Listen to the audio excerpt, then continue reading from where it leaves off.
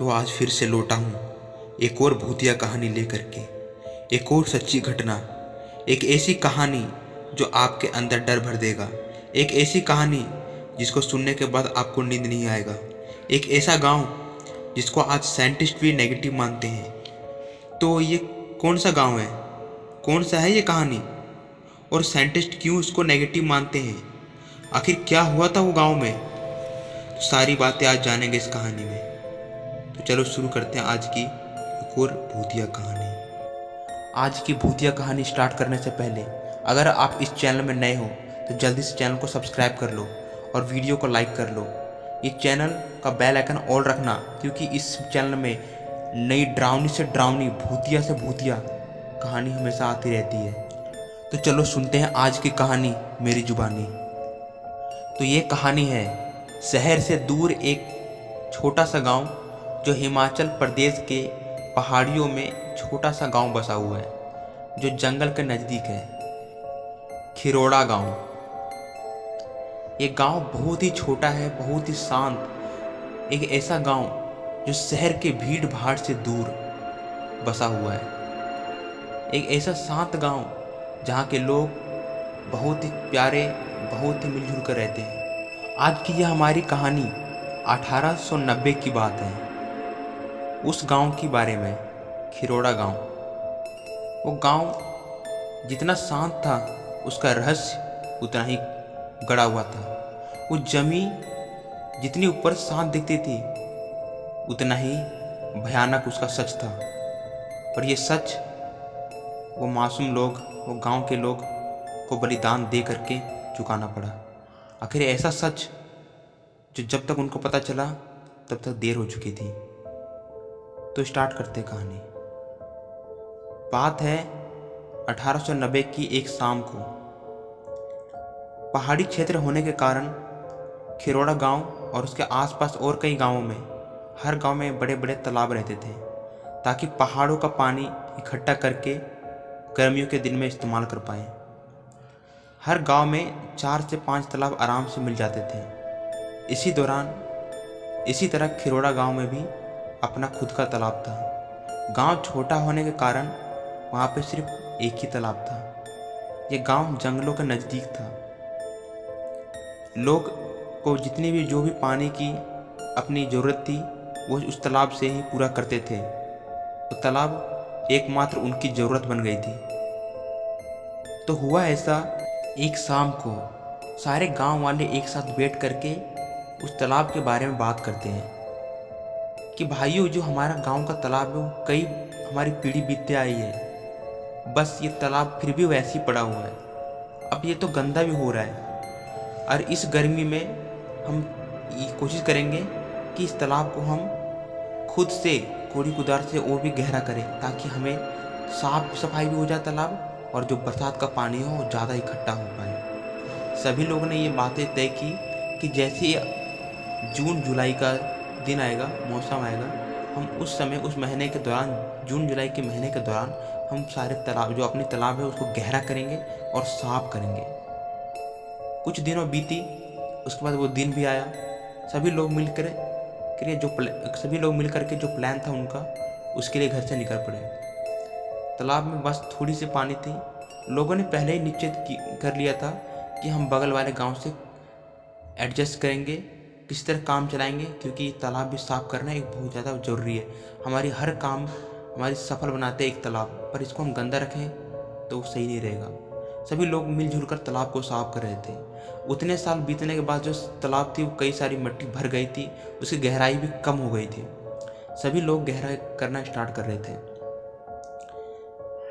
ये तालाब को लोग को पता नहीं था कि कई सारी पीढ़ी बीत गई थी। तालाब किसने खुदवाया था, कब खुदवाया था, किसी को कुछ नहीं पता था, क्योंकि कई पीढ़ी बीतती आ रही थी और कई पीढ़ी उनकी उसी तालाब से पानी पी रही थी।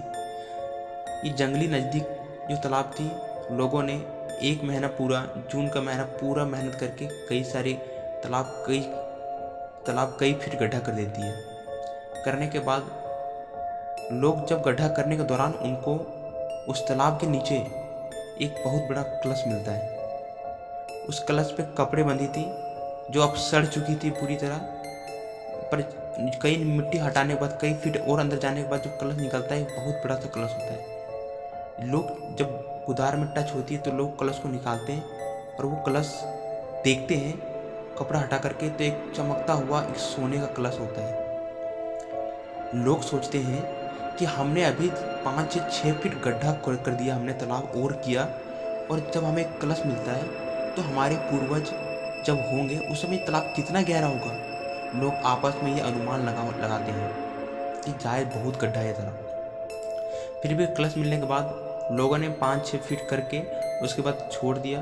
सोचा कि नहीं, अब ज़्यादा गड्ढा करेंगे तो जो शायद हो सकता है कि हमारे पूर्वज वाली जो शायद कुछ गंदगी होगी शायद अंदर में होगी, तो वो फिर बाहर निकलेगा। फिर उसको हटाने के लिए और भी हमें गड्ढा करना पड़ेगा। ये काफ़ी ज़्यादा मेहनत है।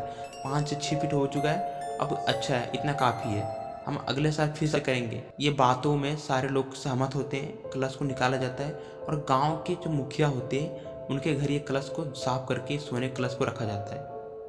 इसका क्या करना है, बेचना है और उसके पैसे से गांव में ही खर्च करना है, क्या करना है उसके बारे में डिसाइड बाद में करना था उनको। सबसे पहले इसे रखा जाता धो के। वो तालाब कुछ दिन बाद, महीने बीतते हैं, 2 से 3 महीने, 4 महीने, 5 ऐसे बीतते जाते हैं।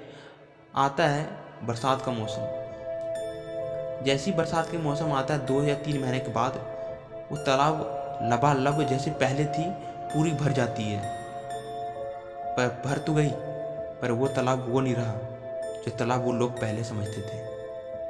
वो तालाब अब एक राक्षस का रूप ले चुकी। उस तालाब का एक चीज़ गायब हुआ था। तो बात उस दिन की आती है जब 1890 के बरसात के बाद ठंड सर्द की मौसम आती है।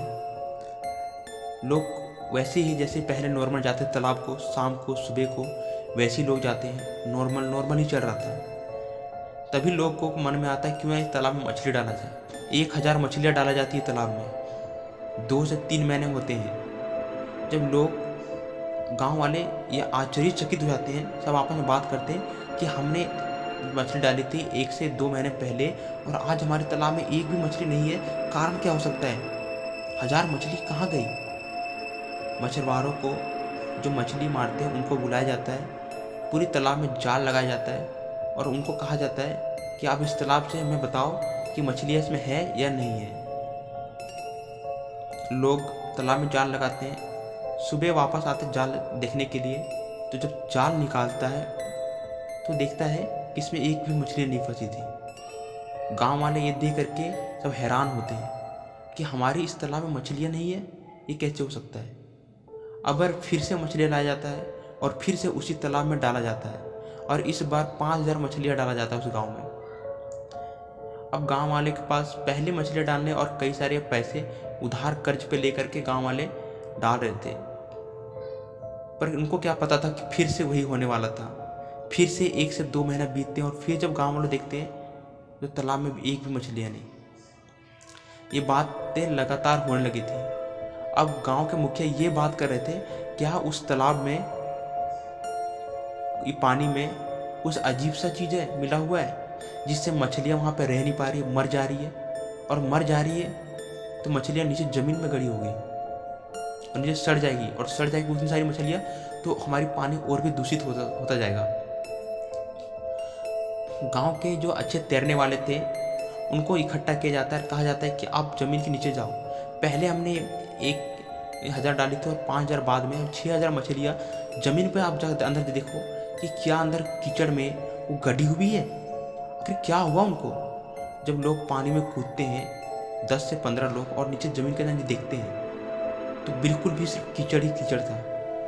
उनको बाहर 1-2 आदमी आते हैं और कहते हैं यहाँ पे कुछ भी नहीं है, सिर्फ कीचड़ ही कीचड़ है और उसके सिवा कुछ भी नहीं है। लोग और भी ज़्यादा हैरान हो रहे थे कि माजरा क्या है। तभी गांव के जो 12 लोग अंदर गए थे, वो बाहर शाम हो चुका था। तभी शाम हो जाता है, धीरे धीरे शाम होने लगता है। गांव के मुखिया कहते हैं कि अब बस करो, अब हम कल देखेंगे, शाम हो रही है, अब सब के सब जल्दी से तालाब से बाहर निकल जाओ। ये तालाब अब हमारे लिए सुरक्षित नहीं है और क्या हुआ वो हम भी नहीं जानते, पर जब तक इसके कारण नहीं पता चलता तब तक इस तालाब के अंदर जाना सही नहीं होगा। जल्दी से निकलो। 12 में से सिर्फ 6 लोग बाहर निकलते हैं और 6 लोग नहीं निकलते हैं। अब रात होने का समय हो जाता है। और ये कहानी 1890 की बात है। सिर्फ उस समय लालटेन थी, लाइट भी नहीं थी। जब देखते हैं लोग कि गांव के 12 लोग अंदर गए और मात्र 6 लोग बाहर आ रहे हैं, ये चीज़ देख करके पूरे गांव में हड़कंप छा गया। पूरी गांव चिल्लाने लगी, हैरान हो गई कि क्या हो रहा है। सभी 6 लोगों को पूछ रहे हैं कि आप अंदर जाओ, अपने साथी को देखो वापस। वो 6 लोग कहते कि मुखिया जी बहुत ज़्यादा अंधेरा हो चुका है, हम अंदर नहीं जा सकते तालाब में, हमारे पास लालटेन है। मुखिया जी भी क्या करें, रात भर गांव वाले एक ही जगह बैठ करके ये बातें चलती है। बात करते करते सुबह हो जाती है। लोगों को कहीं किसी के घर मातम छा गया है, कहीं क्या हो गया है। लोगों को बिल्कुल नहीं समझ आ रहा कि करे तो करे क्या। बस सुबह होने की इंतजार था सबको। अगले सुबह होती है। सुबह होते ही सब तालाब पे पहुंचते हैं और वापस सभी वो 6 तैरने वालों को बुलाया जाता है और वापस पानी में जाके देखते हैं तो वो जो 6 लोग गायब हुए थे उनका तालाब में कोई पता नहीं चलता। अभी तालाब लबालब भरा है। किसी को पता नहीं कि अंदर जा करके देखे तो देखे कैसे। जाकर देखने बार सिर्फ कीचड़ ही मिलता है, उसके सिवा कुछ भी नहीं मिलता। मुखिया जी हैरान हो जाते हैं। ये सब घटना होती तो वहाँ के गांव के नज़दीक एक पंडित को बुलाया जाता है। उनसे पूछा जाता है कि बाबा, ये तालाब से मछलियाँ मरती है और ऐसा हो रहा है। तभी उधर से एक लेडीज दौड़ी दौड़ी आती है और जब मुखिया जी बाबा से बात कर रहे थे उसी दौरान एक लेडीज बोलती है, मुखिया जी। तो मुखिया जी बोलते, हाँ बोलो क्या हुआ। आपने जो हम यहाँ तालाब में सुबह लेके पानी जो खाना बना रहे थे, वो खाना 2 घंटे के बाद उसमें साथ में कीड़ा लग गए। सब्जी में देखा तो मेरा पूरी कढ़ाई में कीड़ा भरा हुआ है, चावल में भी कीड़े, हर चीज़ में कीड़े हो रहे हैं। कपड़ा हमने सूखने डाला तो कपड़े में भी कीड़े। मुखिया जी क्या हो रहा है, ये पानी बताएं क्या हो गया। शायद ये पानी गंदी है। पूरी गांव उनके घर की दौड़ पड़ी कि सही में ऐसा हो सकता है। सभी ने देखा तो सब्जी में सही में कीड़े थे, चावल में भी, और जो कपड़ा सूखने डाला था उसमें भी। ये सारी बातें देख करके अब इनको तो इतना समझ आ गया था ये पानी किसी को नहीं पीना है। लोग तो अब जो लोग इसमें जाते थे डुबकी मारने, उनको भी डर था कि अब नहीं जाएंगे। तभी जो 6 लोग पानी में डूबे थे उनमें से एक आदमी कहता है, भाई ये देख, मेरे शरीर में कुछ कीड़े लग रहे हैं, ये देख अंदर में कुछ नस में कुछ है। वहाँ के जल्दी से एक डॉक्टर को बुलाया जाता है। वो देखता है, बताता है कि तुम्हारी सर्जरी करनी पड़ेगी। और जो अभी उस वक्त 1890 में वो था नहीं और अंदर में सही में कीड़े थे, वो आदमी मर जाता है। ये जो घटना इतनी खतरनाक बन रही थी कि लोगों को समझ नहीं आ रहा था कि तालाब में क्या हुआ है। तभी बाबा कहते हैं, बेटा एक काम करो, तुम यहाँ नहीं, तुम यहाँ से 20 किलोमीटर दूर जंगलों में एक वेदनाथ गांव होगा, वहाँ जाओ। वहाँ एक पुराने बाबा होंगे जो पीपल के पेड़ के नीचे बैठे होंगे। ये सारी बातें उनको बताओ। मुखिया जी बैलगाड़ी से उसी दिन उसी रात को निकल पड़ते हैं उस गांव के लिए। सुबह होते होते जब पहुँचते हैं और उन बाबा से मिलते सारी बात बताते हैं। वो बाबा कहते हैं, तुमने उस तालाब का कुछ चीज़ चोरी किया है, कोई चीज़ तुमने उस तालाब का निकाला है। ये बात बाबा सुन के कहते हैं, बाबा ये तो हम क्या चोरी करेंगे उस तालाब में, और तालाब का चोरी किया मतलब मैं समझ नहीं रहा बाबा। तो बाबा कहते हैं, तुम्हें शायद पता नहीं, मैं सब जानता हूँ तुम्हारे गांव में क्या हो रहा है। जो तुम्हें उस सोने की कलश निकाला है ना, वो कलश उस तालाब को शांत रखने के लिए था। वो तालाब श्रापित है। उस तालाब में आज से हजारों साल पहले वो तालाब बिल्कुल छोटा तालाब हुआ करता था। वो तालाब एक ऐसे गरीब व्यक्ति की ज़मीन पे खुदवाया था जो बेचारा अपना गुजर बसर नहीं कर पाता था। लोगों ने उसकी ज़मीन पे तालाब ज़बरदस्ती खुदवाई थी। मात्र उसका एक ही बड़ा ज़मीन था, उस पर लोगों ने तालाब खुदवा दिया।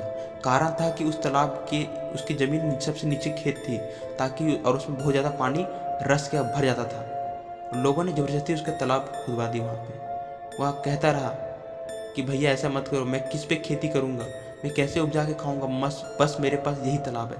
पर लोगों ने, गाँव के लोगों ने कुछ भी नहीं सुना और पूरी उसकी ज़मीन को ख़राब कर दिया।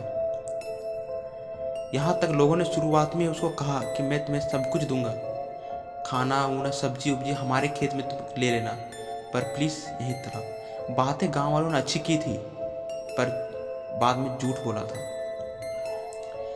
जब गांव के वो जो जिसके जिसके ज़मीन पे उन लोगों ने खुदवाया था, वो जब लोग भूख से इतने ज़्यादा व्याकुल हो गए, जब उनको कुछ समझ नहीं आ रहा था, तो उनकी पूरी परिवार उसी तालाब में डूब के मर गई। तब से उसी दौरान बहुत सारी घटनाएं लगातार उस तालाब के दौरान घटती रहती थी कि तभी मेरे परदादा जी बहुत आगे तक वहाँ को उनको बुलाया गया था और उस तालाब के बारे में बताया गया था और एक सोने का कलश उस ज़मीन पर दबाया गया था ताकि दोबारा उस तालाब को कोई कोड़े ना, और कुछ भी जो आत्माएं हैं उस तालाब में जो घटित होती है वो घटित ना हो। उस तालाब में उस कलश को उल्टा गाड़ा गया था, पर तुमने ये गलती की। तो मुखिया जी कहते बाबा जी अब क्या करें बाबा जी, बहुत डर हो रहा है बाबा जी, अब क्या करें, मुझे बचा लो। मुखिया जी तभी वो बाबा कहते हैं अब देखो तुम्हारे तालाब में पानी है, कुछ भी नहीं हो सकता, पानी सारा तालाब का निकालना पड़ेगा, जितनी गहराई में जहाँ पे तुमने कलश रखा था निकाला है वहीं से दोबारा वही कलश को वहीं पे गाड़ दो, तभी कुछ हो सकता है। उस दौरान मोटर वगैरह कुछ नहीं होता था, गांव वाले इतने डर गए थे कि किसी तरह गुजर बसर करते थे और दिन भर उस बाल्टियों से उस तालाब की सारी पानी फेंकने का प्रयास करते थे। लोगों ने बहुत ही कोशिश की, फिर भी तालाब का पानी निकालना पॉसिबल नहीं था। किसी तरह फिर भी जो नामुमकिन लग रहा था वो काम को भी करते जा रहे थे। जिस हल्की से भी हाथ में पानी टच होती थी, जब रात को आकर देखते थे तो पूरी हाथ में अजीब सी खुजली होती थी, अजीब सा लाल पड़ जाता था। यहाँ तक वहाँ के डॉक्टर ने कह दिया था आप हाथों में कोई कपड़ा बांध के करो या फिर चिकनी मिट्टी लगाया करो बार बार, नहीं तो आपका हाथ खराब हो सकता है, जिस प्रकार और लोगों की हो रही है। गांव वाले फिर भी जान पर खेल के सभी लोग दिन भर मेहनत करते थे। आखिरकार 3 महीने बाद गर्मी भी पड़ने वाली थी, एक घटना घटती रहती थी। धीरे धीरे किसी दौरान गर्मी आने लगी और धीरे धीरे वह तालाब धीरे धीरे सूखा पड़ने लगा। लोगों की खुशी भी होने लगी, पर जैसे सूखा पड़ने लगा लोगों ने सोचा कि चलो अब इस तालाब सूखा ही पड़ रहा है, अब इसकी मिट्टी दोबारा जो 5-6 फीट फिर से खुदाई करते हैं और वो कलश वापस लाते हैं और यहाँ पे दबा देते हैं जैसे कि पहले था। लोग तब हैरान होते हैं जब 1 फीट खुदाई करने के बाद वो गांव की पूरी तालाब में हल्की सी मिट्टी उठाने के बाद जो मछलियाँ थी वो मछलियाँ वैसी सब दबी पड़ी थी। पूरी तालाब में 6000 मछलियाँ ऐसी सूखी पड़ी थी पपड़ी जैसी। उसके थोड़ी और मिट्टी हटाने के बाद जो 6 लोग गायब थे वो मिलते हैं। ये सारी बातचीत देखने के बाद लोग एकमात्र टूट ही पड़े थे, डर से कुछ समझ नहीं आ रहा था कि करे तो करे क्या। वो तालाब साफ करने के छोड़ छाड़ करके 2 दिन तो मातम ही छा जाता पूरा गांव।